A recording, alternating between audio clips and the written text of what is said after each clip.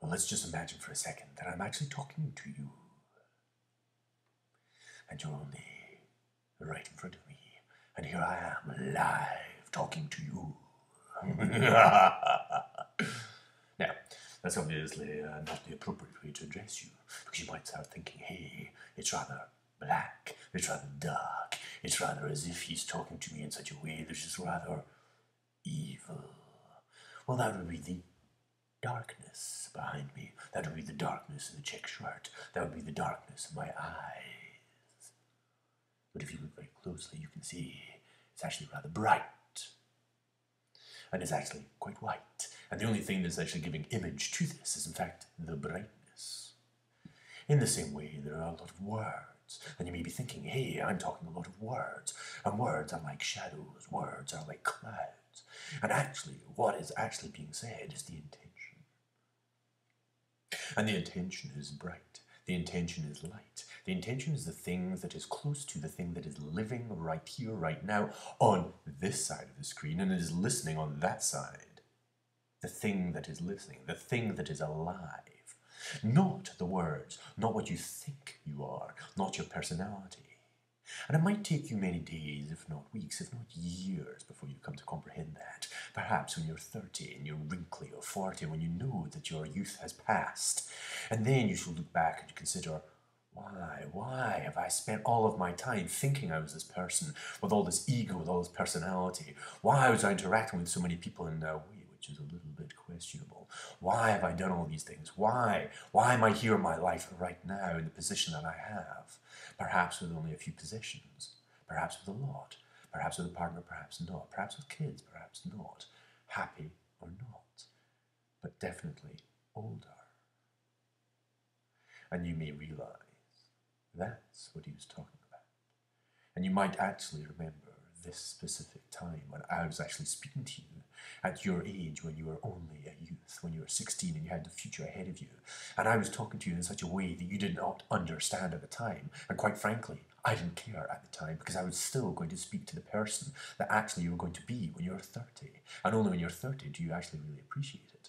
Or perhaps you might get insight into that, and perhaps you might get it in seconds, perhaps a moment you might realize just before you fall asleep, or before, just when you wake up, maybe before you wake up, and you suddenly realize maybe he's talking, and it all makes sense. Suddenly it makes sense. Everything that I've said, in every possible way that I've dealt with you, makes sense. Every time I've interacted with you, it is with respect. Every time that you've gone, oh, I don't understand, is something going on in your head. And you realize that. It's part of this personality, what you think you are, what you believe you are, all this nonsense that you believe, and it's all been injected into you when you were a child.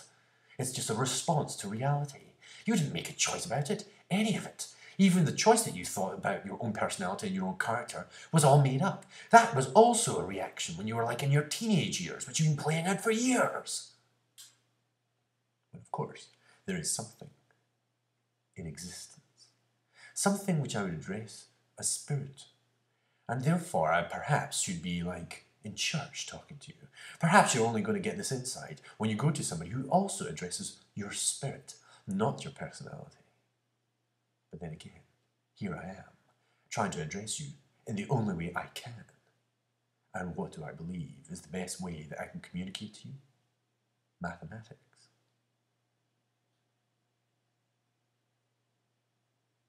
And I'm talking precisely here. Now, if you look at my eyes, you might just notice that I'm doing something with my eyes. On this side, what am I doing? Once you kind of like get that, that's the quality of accuracy you need. You have to get outside of your own head and appreciate where I am. What am I doing? Why am I doing it? And if it does make any kind of sense whatsoever, then surely mathematics is the way for us to communicate. Because if you can get to a certain level of abstraction and you have the ability to appreciate that level of abstraction, then that level of awareness will come to you sooner rather than later. And of course you have the ability. And of course it's not a question of whether you will understand the maths. It is a question when you will understand the maths. And it's as simple as that.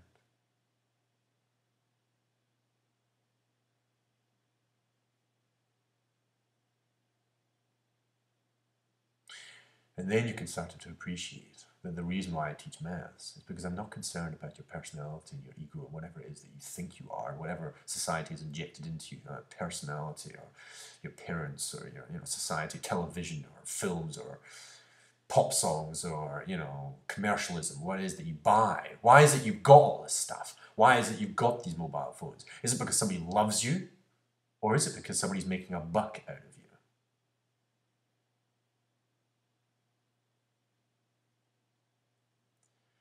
You think about that by yourself.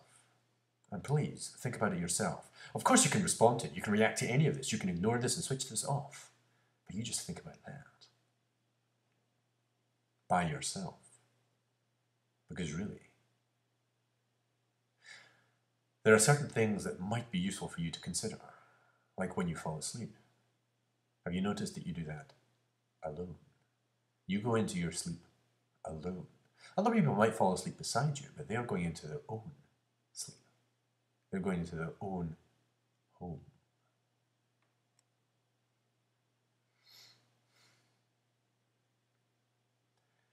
And why?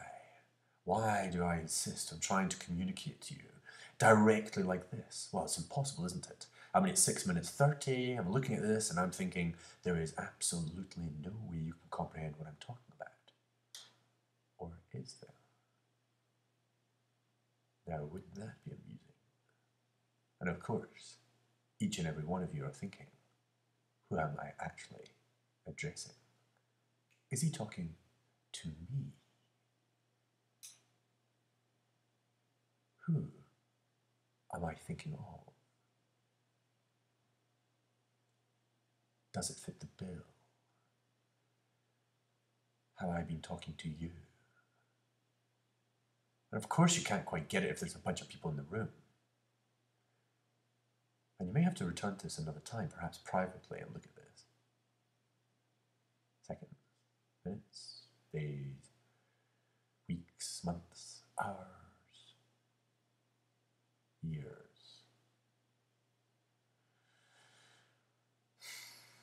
Might be a little bit easier if you just did a bit more maths, which would be my suggestion. Peace and love.